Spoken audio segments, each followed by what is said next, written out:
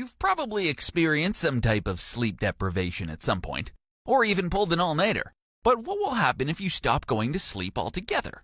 Scientists don't actually know a whole lot about how long a human can survive with no sleep, but we do know what happens to the human body after staying awake for a certain amount of time. After the first 24 hours of being awake, your senses become duller, kind of like someone with a blood alcohol content of 0.1%. Your decision-making becomes weaker, and there's a decline in your hand-eye coordination.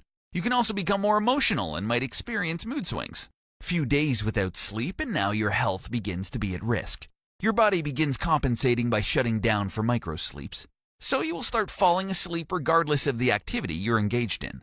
Microsleeps are kind of like blackouts. A person experiencing them is not consciously aware that they're occurring. Your body also loses its ability to properly metabolize, and your immune system stops working properly. Soon your body will be unable to fight off illness, and you're going to start to look like a zombie. The longest that a human has ever stayed awake under observation is 11 days. Sources vary on how much the lack of sleep affected his mental state, but most agreed that he recovered within a few days with no serious long-term effects. But that doesn't mean that nothing bad happens if you don't sleep.